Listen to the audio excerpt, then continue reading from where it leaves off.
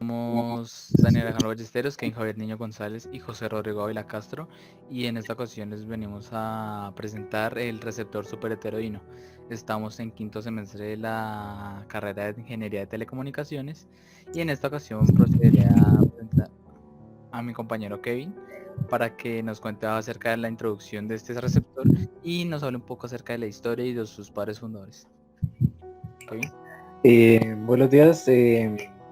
Para el tema que nos correspondió, vamos a hablar del receptor superheteroíno, como anteriormente lo mencionó mi compañero Alejandro.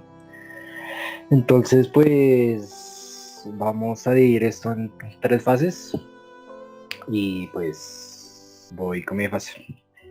El creador del receptor superheteroíno se puede decir que fue Reginald Fedesent, ya que se le atribuye muchas de las creaciones que se tuvieron que llegar para este receptor superheteroíno. Pero en sí que nos podemos preguntar, ¿qué es un receptor heteroíno? Bueno, pues mirando varias fuentes, pues en electrónica general, un receptor superheteroíno es un receptor de ondas de radio que utiliza como un proceso de mezcla de frecuencias, o la llamada y denominada heterodinación, para el correcto funcionamiento y proceso de convertir una señal recibida en una señal intermedia, pues es como lo más común en estos casos, eh, ya que puede ser completamente elaborada o filtrada dependiendo pues, del caso. Prácticamente todos los receptores modernos de radio y televisión utilizan el principio superheteroíno, que es como la función básica de este invento. El porqué del nombre surge de muchas cosas, pero pues lo básico es superheteroíno, que es una contracción de supersónico heteroíno, que también es un término que se explicará más adelante. Donde el supersónico indica las frecuencias por encima del rango del oído humano. Y la palabra heteroíno sería de la antigua Grecia, pues del hetero, que significa diferentes, y dina, que significa poder. Entonces, pues de allí ese término y de allí su aplicabilidad y funcionamiento.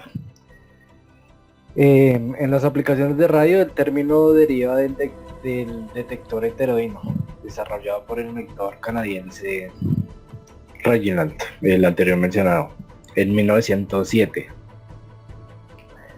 Entonces lo que hizo este señor fue escribir su método para producir una señal audible de las transmisiones del código Morse que se utilizaban en esa época, utilizando como ejemplo un alternador Alexanderson, que es este que se puede ver en pantalla, que pues si vemos detalladamente en esa época pues se utilizaba este alternador para lo que es manejo de señales y demás. Era como lo más avanzado que tenían. Una vez citado esto, con los transmisores de hueco, claro, de chispa, el código de la señal Morse consistía en ráfagas cortas de una onda portadora modulada a gran medida, que podría ser escuchada claramente como una serie de cortos o zumbidos. De allí pues el código Morse que la mayoría conoce y reconoce. Entonces de allí también viene el receptor.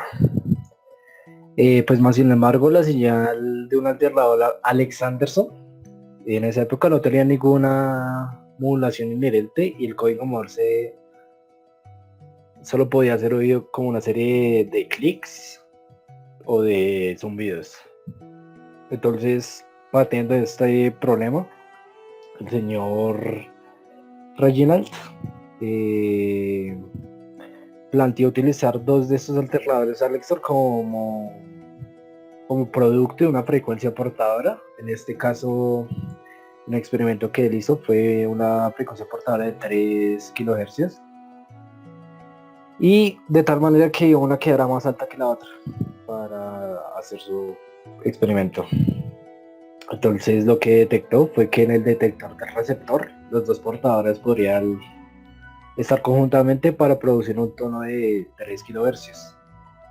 Aunque pues en los auriculares que se utilizaban, las señales Morse, sí, la señal Morse, entonces serían, digamos, escuchados como una serie de pitidos de 3 kilohercios. Es decir, es como la combinación de estos para que no se escucharan los clics y zumbidos anteriormente, sino que ya se escucharon por lo menos los pitidos, que es lo que buscaba este señor. Y de allí viene también el por qué este gran maestro acuñó el término heteroíno, que ya después viendo lo del término griego y demás, significa que heteroíno, el término más, digamos, más enfáticos, significa ser generado o generada por una diferencia. En este caso, por la diferencia entre los dos alternadores Alexanderson en la frecuencia como tal. Y eso pues es un poco historia de cómo pues se crea y por qué se le atribuye al señor Reginald el receptor super heteroíno. De hecho acá tenemos el código Morse, el cual pues se puede ver como en esa época y actualmente se ve el código Morse, que fue parte importante para el desarrollo de receptor heteroíno. Pues obviamente alejado de todo, el señor Reginald se le atribuye la mayor parte, aunque pues no sabe a ciencia cierta pues quién fue como tal el verdadero creador. Más sin embargo se le atribuye muchas de las cosas a él por sus invenciones y por sus experimentos. Entonces, si quieren pueden decir. Vale, gracias, Kevin. Ahora yo procederé a explicarles acerca de las características de este receptor superheteroíno. El receptor superheteroíno lleva a cabo casi toda la amplificación de la frecuencia constante denominada una frecuencia intermedia. La frecuencia intermedia se denomina a la frecuencia dada en los aparatos de radio que emplean este principio de superheteroína. Esta se obtiene en la mezcla de la señal sintonizada en antena con una frecuencia variable general localmente en el propio aparato mediante el oscilador local. En la mayoría de los receptores, estos ajustes se realizan de forma simultánea, actuando sobre un condensador variable, con dos secciones, esto es, acopladas en el mismo eje. Una de las secciones de este condensador forma parte del circuito de oscilación local, y la otra de la sintonía de la señal entrante. Actualmente, si nos referimos a los receptores superheteroínos, casi todos utilizan este método. El diagrama siguiente, o sea, este diagrama muestra los elementos básicos de un receptor. En este caso estamos viendo un receptor de superheteroíno de conversión simple, en el de la gráfica. En la práctica no todos los diseños tendrán todos los elementos de este esquema. Este es básicamente, como ya lo expliqué, solo para la conversión simple. Si lo quisiéramos mirar para otros, lo único que cambiaría sería uno que otro bloque de este diagrama de bloques. Pero básicamente este tiene todos los elementos esenciales de un oscilador local. Ahora procederé a ir por bloque para explicarles acerca de lo que conforma un receptor superheteroíno. Como vemos de primeras, vemos el amplificador de RF. Este amplificador funciona como un filtro de radiofrecuencia, el cual aísla la señal que deseamos recibir del resto de las señales que llegan a la antena. La antena, como vemos, está antes justo del amplificador de RF. Este filtro es un pasabandas genérico, lo que hace que tenga una poca selectividad en la frecuencia que le vaya a entrar. Como vemos siguiente, vemos el mezclador. ¿Cuál es la función del mezclador? El mezclador recorre el espectro en frecuencia de la señal filtrada, o sea, la señal que sale del amplificador de radiofrecuencia lo va a filtrar centrándolo alrededor de la frecuencia intermedia, que fue la que expliqué al inicio de esta parte de características. Siguiendo un poco podemos ver un poco el oscilador local, que sirve para desplazar el espectro. El mezclador utiliza la componente de conversión ascendente o descendente. Esto lo hace según convenga a la señal filtrada. Luego vemos el filtro de frecuencia intermedia, que lo que nos permite es aislar la señal a demodular, ya que es un filtro de alta selectividad en frecuencia, que es ese filtro que vemos, al cual entra al amplificador de DFI. Y de ahí podemos pasar al demodulador, que lo que hace, como su nombre lo dice, demodula la señal de frecuencia intermedia, o sea, es decir, recupera el espectro de la señal original. O sea, lo que hace es, una vez teniendo la señal filtrada y mezclada, lo que va a hacer es recuperar la señal original y la va a amplificar en el siguiente bloque, que es el amplificador de DBF, lo cual le da la señal de la salida de la ganancia lo que necesita. Y acá, como vemos en el gráfico, al final ya se escucharía la señal original con sus cambios amplificados. Ahora procedemos con mi compañero Rodrigo, el cual les va a explicar un poco acerca de las ventajas y las desventajas de este sistema super heteroíno. Gracias, Alejandro. Entonces, pues bueno, como dijo mi compañero, yo voy a explicar algunas de las ventajas y desventajas. Y acá lo que vemos es un ejemplo del receptor. Este es un modelo de ya físico comercial. Y como podemos ver, ahí están algunos de sus datos. Nos dice que su sensibilidad es de 110 dBm, que su frecuencia de operación es de 433.92 MHz. Su rango de entrada de voltaje de alimentación es de 3.3 voltios a 5.5 voltios, que funciona con una codificación Manchester, que tiene una buena selectividad y supresión a la radiación espuria, y que su rango de temperatura es de 30 a 85 grados centígrados, y sus dimensiones en tamaño son de 28 por 12.5 por 5 milímetros. Aparte de este, hay muchos otros que son comerciales con distintos modelos y sus características varían, pero algo que tienen muy en común es que una gran ventaja es que la mayor parte del trayecto que tiene la señal de radio tiene que ser sensible solamente a una gama estrecha de frecuencias, mientras que la parte anterior a la etapa conversora, que sería la antena, el amplificador de RF y el mezclador, necesita ser sensible a una gama amplia de frecuencias. Entonces, pues esto es una ventaja muy grande, ya que hace que solamente se necesite en un pequeño tramo de todo el superheteroidino, de todo el receptor superheteroidino, una gama alta, mientras que el resto del receptor puede trabajar bien sin ser necesariamente tan sensible. Otra ventaja es que se evitan los acoplamientos indebidos entre pasos por algunas de las capacidades parásitas que pues se generan con los cables y las pistas de un circuito impreso, ya que utiliza una frecuencia constante. Y una desventaja que pues es importante en estos sistemas es que hay una posibilidad grande o relativamente alta de que se demodule la frecuencia de imagen si, por ejemplo, en el lugar en el que se está aplicando este receptor no se está seguro de las normas que rigen el espacio radioeléctrico de pues esa zona en especial.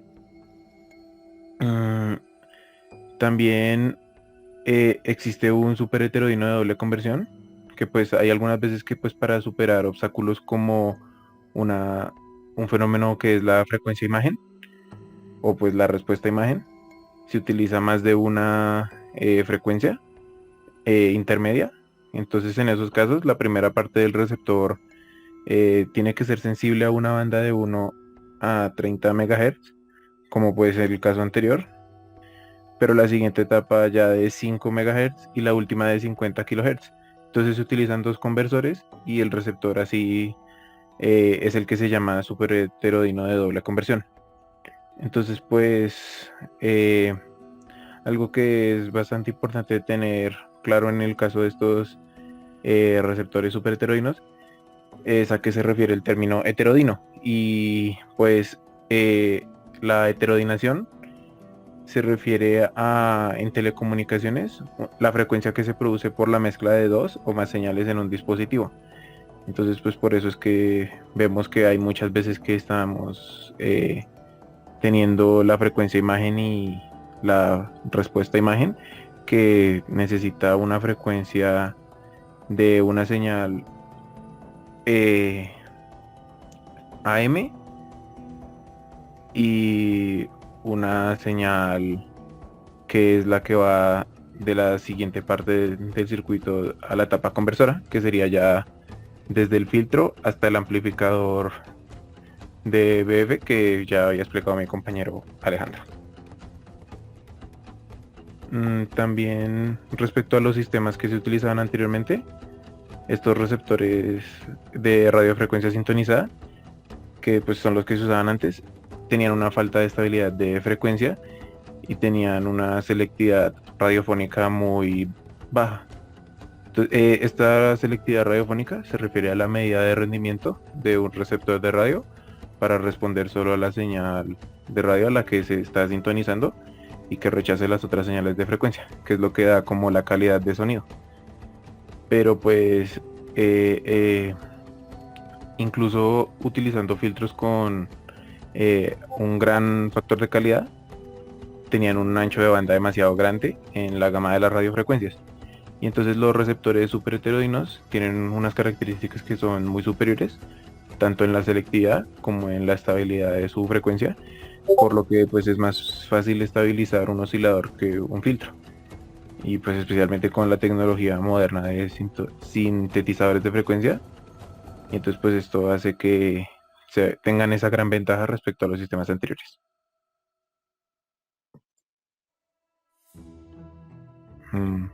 Ya eso sería todo.